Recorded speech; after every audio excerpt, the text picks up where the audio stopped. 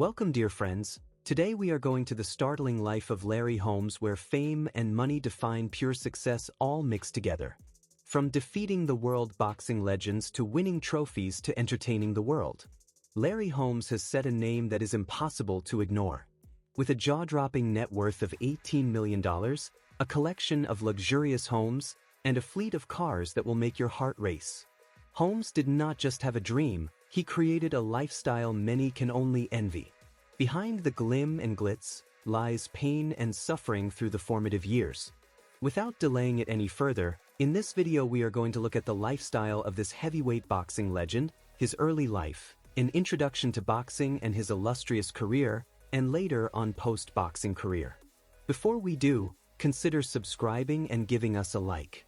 Let's dive in. The American former professional boxer Larry Holmes was born on November 3, 1949. He fought from 1973 to 2002 and held the title of heavyweight world champion from 1978 to 1985. He is frequently regarded as one of the all-time best heavyweight boxers. His moniker as the Easton Assassin in boxing comes from his upbringing in Easton, Pennsylvania. Many people consider Holmes' left jab to be one of the greatest in heavyweight boxing history. Holmes won the Ring Magazine and Lineal heavyweight titles from 1980 to 1985, the first IBF heavyweight title from 1983 to 1985, and the WBC heavyweight title from 1978 to 1983. Holmes defeated Ken Norton, whom he had beaten for the WBC title in 1978, Muhammad Ali, Ernie Shavers, Mike Weaver, Jerry Cooney, Tim Witherspoon, Carl Williams, and Marvis Frazier in his first 48 professional fights. When Holmes lost to Michael Spinks in an upset in 1985, he was one defeat away from tying Rocky Marciano's career record of 49-0. Holmes had many comebacks but retired after losing a rematch to Spinks the following year. His four subsequent tries to recapture a heavyweight title against Mike Tyson in 1988, Evander Holyfield in 1992, Oliver McCall in 1995, and Brian Nielsen in 1997, ended in failure. Holmes finished his career with a record of 69 wins and 6 losses, all of which came in world title bouts. He faced the 334-pound Eric Butterbean Esch for the final time in 2002 at the age of 52. Holmes has been inducted into the World Boxing Hall of Fame and the International Boxing Hall of Fame, and he is often considered one of the best heavyweights of all time. He is the only surviving fighter to defeat Muhammad Ali, who was 38 at the time, and the only one to do it via stoppage in 1980. Larry Holmes resides in a luxurious estate in Palmer Township, Pennsylvania, part of the Easton area. The home spans 2.4 acres and features over 11,000 square feet of living space, with 4 bedrooms and 7 bathrooms. It includes a guest house, pool, personal gym, movie theater, sauna, beauty salon, and tennis court, reflecting his status as a former world heavyweight champion. Commercial real estate holdings. Beyond his residential properties, Holmes has significant commercial real estate interests. The Pennsylvania Center for the Book notes his ventures include a 100,000 square foot office complex with tenants like Smith Barney and Bank of America, as well as a federal courthouse, employment agencies, a charity bingo hall, and more. Larry Holmes, Pennsylvania Center for the Book. These holdings highlight his entrepreneurial diversification but are not residential. He has a large collection of SUVs and sports cars that he could be seen driving around town. Early life, birth, and family. Larry Holmes was born on November 3, 1949, in Cuthbert, Georgia, to John and Flossie Holmes. There is a notable discrepancy regarding his birth order, while blackfacts.com suggests he was the 7th. This controversy likely stems from varying historical records, with the former sources being more established, leaning toward him being the 4th. His family were sharecroppers, indicative of the rural, agricultural lifestyle common in the region at the time. Migration to Pennsylvania. The family's move to Easton, Pennsylvania. The migration was driven by the search for better economic prospects, yet the family continued to rely on welfare, underscoring their persistent financial difficulties. Economic hardships and education. The Holmes family faced significant economic challenges, surviving on welfare after the move. Holmes dropped out of school in the 7th grade, a decision driven by the necessity to contribute to the family's income. His early work included a job at a car wash for $1 an hour, a detail that highlights the low wages and manual labor opportunities available to him. Later, he drove a dump truck and worked in a Lehigh Valley quarry, jobs that reflected the industrial environment of his new home and the physical demands placed on him from a young age. Entry into boxing. Holmes' introduction to boxing came later in his teens, with him starting his amateur career at age 19. He compiled an impressive amateur record of 19 wins and 3 losses, showcasing his natural talent. His last amateur bout was against Dwayne Bobbick in the 1972 Olympic trials, where he was disqualified for excessive holding, an unexpected detail that reveals the competitive and sometimes contentious nature of his early boxing experiences. This disqualification did not deter him, setting the stage for his professional career beginning in 1973. Marital life and children. Larry Holmes married Diana Robinson in 1979, a union that has lasted over 4 decades, as evidenced by recent articles from 2020. The legendary Larry Holmes. This marriage, which began not long after his title-clinching bout with Ken Norton, has been a cornerstone of his personal life. The couple resides in Palmer Township, Pennsylvania, in a home modeled after entertainer Liberace's residence, reflecting their shared aspirations. Holmes and Diana have 2 children together, Candy and Larry Jr., as confirmed by multiple sources, including a 2016 documentary on his battle with diabetes. Larry Holmes' St. Luke's Saved My Life, and a 1999 article about his son. What's it like to be Larry's son? Larry J. says he wouldn't trade the experience. Additionally, the evidence leans toward Holmes having 3 daughters from previous relationships, Belinda, Misty, and Lisa, as listed on Larry Holmes's bio: salary, net worth, married, affair, career, relationship, children, wife, nationality, stats, contracts, house, though there is some controversy. A 1999 article mentions 2 grown daughters from a previous relationship, suggesting possible discrepancies in the number, with Wikipedia stating 3 daughters from 2 previous relationships. Larry Holmes, Wikipedia. This discrepancy may stem from timing, with some sources possibly referring to grown children at the time of reporting. Given the consistency across recent sources, it seems likely he has 5 children in total, 3 daughters from previous relationships and 2 with Diana. Professional career. Holmes went professional on March 21, 1973, after defeating Marital via a 4-round decision, having amassed an amateur record of 19-3. He sparred with Jimmy Young, Ernie Shavers, Joe Frazier, and Muhammad Ali early in his career. When Holmes defeated the hard-hitting Ernie Shavers in March 1978, he first established himself as a serious contender. In a lopsided 12-round unanimous decision, Holmes prevailed, winning all but one of the rounds on the 3rd scorecard and all but 2 on the 2nd. Holmes's triumph against Shavers paved the way for Holmes to face WBC heavyweight champion Ken Norton for the championship on June 9, 1978, in Las Vegas. In December 1979, Holmes was awarded the JC's 10 Outstanding Young Men Trophy. He first faced Ken Norton for the WBC heavyweight championship on June 9, 1978. After 14 rounds, all 3 judges fought even at 7 rounds each.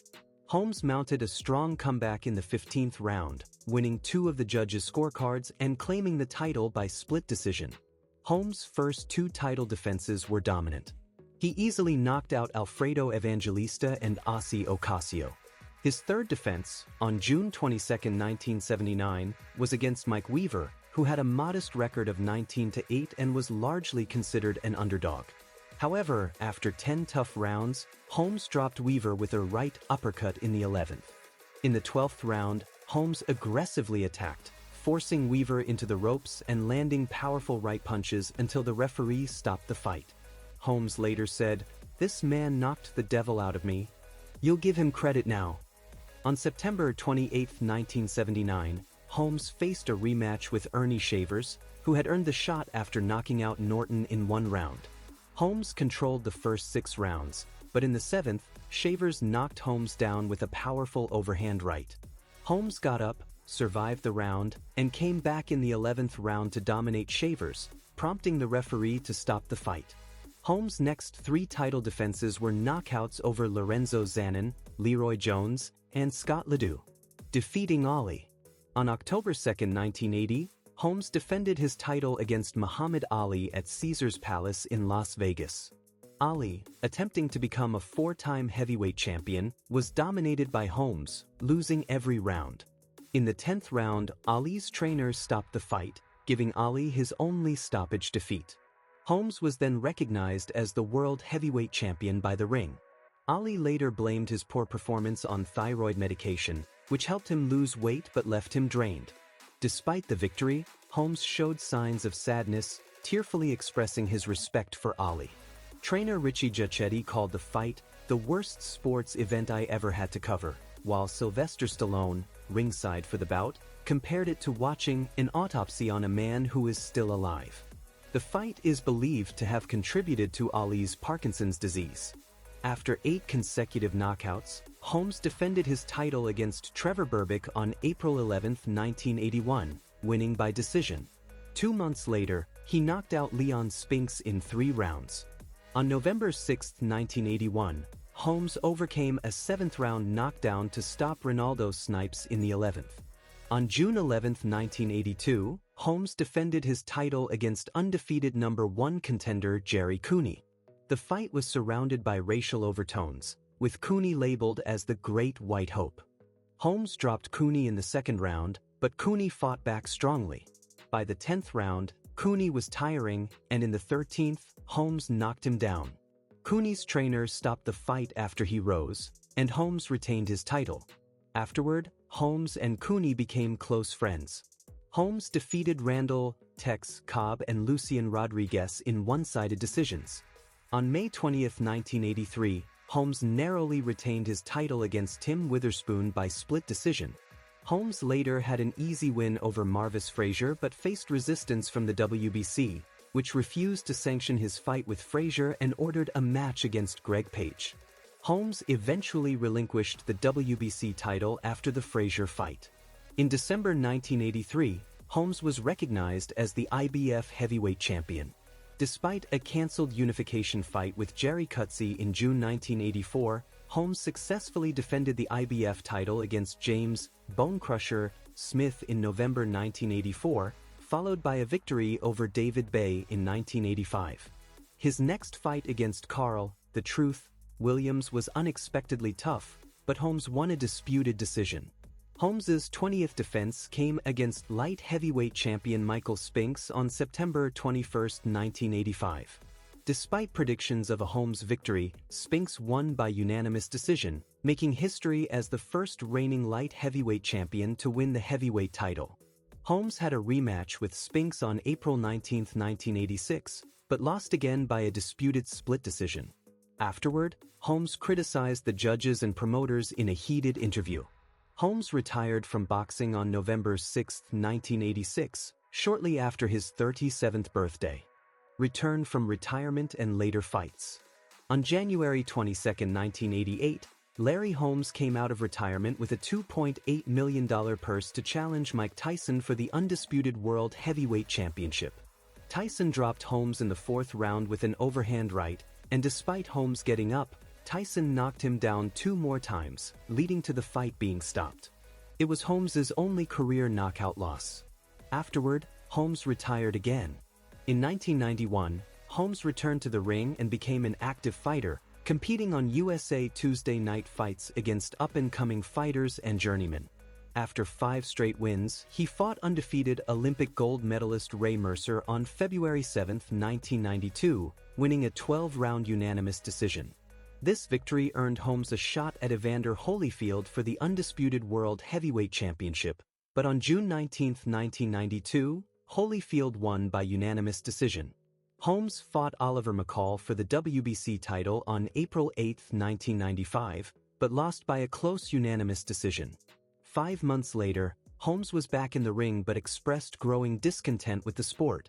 After knocking out Anthony Willis in June 1996, he announced that unless he received a title shot, it might be his last fight. On January 24, 1997, Holmes faced undefeated International Boxing Organization champion Brian Nielsen for the heavyweight title, losing by a 12-round split decision. In 1999, Holmes and George Foreman were scheduled to fight, but Foreman canceled due to issues with the promoter's payment, and Holmes kept a portion of his purse. Holmes's next two fights were rematches with old opponents. He stopped Bone Crusher Smith in 8 rounds on June 18, 1999, and stopped Mike Weaver in 6 rounds on November 17, 2000. His final fight took place on July 27, 2002, when he defeated Eric Butterbean Esch in a 10-round unanimous decision. Post-boxing life. After retiring from boxing, Holmes invested his earnings and settled in Easton, where he employed over 200 people through his various businesses. He owned 2 restaurants, a nightclub, a training facility, and more. In 2009, Holmes co-hosted a talk show, What the Heck Were They Thinking? In 2014, he sold his business complex in Easton to entrepreneur Gerald Gorman. Holmes guest starred as himself in a 2016 episode of Mike Tyson Mysteries, titled Unsolved Situations. As of March 21, 2025, following George Foreman's death, Holmes holds the title of the oldest living heavyweight boxing champion. Thank you for watching this far. Share your thoughts in the comments section about Holmes. Share with your family and friends. Stay blessed as always.